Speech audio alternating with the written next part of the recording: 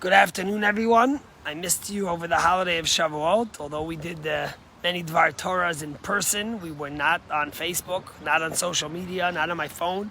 Thank God I spend 48 hours celebrating family, celebrating community, celebrating God's greatest gift to the Jewish people. And it was a good time without the phone. But here we are back. And I saw that today in the morning, President Biden's office put out a statement that he had a phone conversation with Prime Minister Netanyahu today, and he told him that America expects Israel to de-escalate today, and they expect results and de-escalation today. I mean, the hypocrisy, the double standard of the world is beyond. I mean, a day that 230 rockets were bombarded on Israel, the president of the free world tells the only free country in the Middle East that I expect you to de-escalate. And thank God Prime Minister Netanyahu said afterwards that he absolutely will continue doing what Israel has to do. And the truth is that Israel should not seek any ceasefire. We could have quiet times, but there should be no ceasefire, because every time Israel makes a ceasefire, what happens is that we agree not to shoot at their leaders and not to shoot at them rearming, and they take 4, 5, 6, 7 years, usually every 7 years, and they rebuild. But if we don't make an official ceasefire, we could do what we did in Syria. Every time we see them bringing missiles or doing something dangerous like Iran was doing, we just bomb them and we knock out those missiles. So we prevent something from happening like it does now. And so I speak to President Biden, and before I say my Dvar Torah, I say, please, I understand you're under a lot of pressure from people in the left extreme progressive part of your party that hate and despise Israel and constantly single it out in the most anti-Semitic way. But as the President of America, the lone country that's supposed to be Israel's friend, who's been standing with Israel, who's been standing with America through the Cold War, through every war, you have no right and should never be pressuring Israel into a ceasefire that they can't accept with rockets flying on their people. And you're forgetting something else. Anyone that's been in shul over the holiday of Shavuot saw something very special happen. The priestly blessing. It's a blessing that we give our children. It's a blessing that we give them on Friday night before Kiddush. Some people do it before Yom Kippur. And if you're in shul, you see the priest puts the talis on his head, and he stretches out his hands, and he gives the priestly blessing. And he says, Yivarechecha Hashem v'yishmerecha. May God bless you and watch over you. Ya'ir Hashem panav elecha v'yichoneka. May God shine His countenance upon you and show you favor. Yisa Hashem panav elecha. May God lift you up and lift up His face towards you and look at you. Yasem lecha shalom. May He put peace to you. This is the blessing the Kohanim give the Jewish people constantly. But in the beginning of the blessing, God tells Moses, Ko tevarechu et bnei Yisrael, so shall you bless the Jewish people. And the Midrash says, why does he say the word Ko tevarechu, so shall you bless? He should have just said, bless the Jewish people. What does the word so mean? And the Midrash answers that this word Ko is a word that we found by Abraham.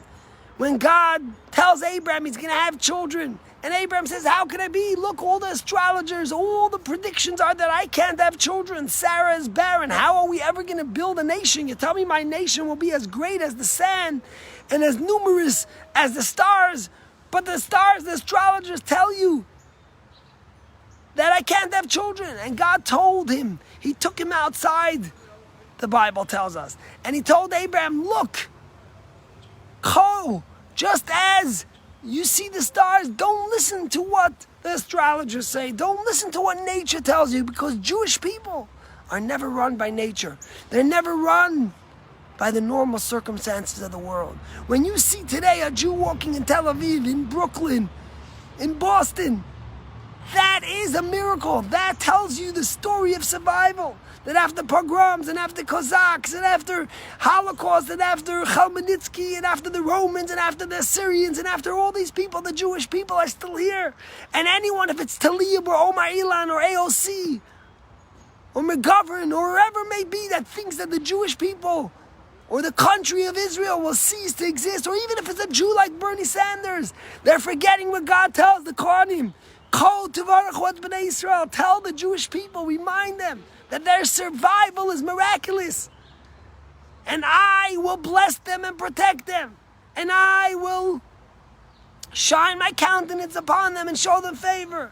And I will lift my face and look at them and bring them true peace. And Israel has to know this and hold its head high and strong. You know, there's a story about the Kloisenberger Rebbe who lost 11 of his children in Auschwitz. And he survived miraculously.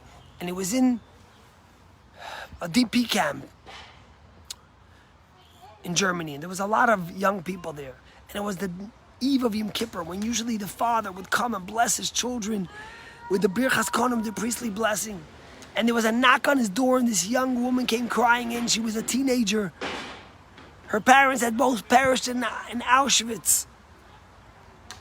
And she turned to the Rebbe and she says, Rebbe, I have no parents to bless me. Bless me. And the Rebbe put his hand on her head, and with tears in his eyes, he gave her the priestly blessing. And the moment she left, another knock on the door. And this went on the entire afternoon. Erev Yom Kippur, coming out of the furnace of Auschwitz. The Kloisenberger Rebbe stood there the whole day blessing these teens with tears rolling down his eyes, telling them that although we witnessed the greatest genocide of mankind, the Holocaust, we will survive and God will bless us. Just yesterday, a CNN contributor who's been with CNN for 7 years tweeted that what we need now more than ever is a Hitler. That's what he tweeted. Someone who works for CNN. Of course, CNN abruptly fired him. But what they didn't tell us is when people looked through his tweets, still sitting on his Twitter feed, he had a tweet there that said in 2014, when he was working for CNN, where he tweeted that he's rooting for Germany in the Euro Cup or in the soccer match only because of what Germany did to the Jews. This is what we're getting. How many teenagers, college kids are telling me the vitriol hate they're receiving on social media? Literally, bigotry, anti-Semitism. If someone said these things against a black child, you know how everyone would be up in arms? But how many people have tweeted about Hitler and finishing his job, and he did a good job, and the world is silent? We have to remember the priestly blessing. And Prime Minister Netanyahu has an obligation to the Jewish people, not just to the state of Israel, to stand up to President Biden and say, no, we will not have a ceasefire. We will protect our citizens at all costs. And if it's not popular by the progressives on your side, then you have to stand up to them. But we will not buckle. May Hashem watch us, bless us, and watch the Jewish people and the state of Israel.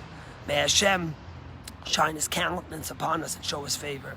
And may Hashem lift His face towards us and bring true peace to us. Tonight at 6:15, there's a rally in Newton to support Israel. Be counted. Be there. God bless you.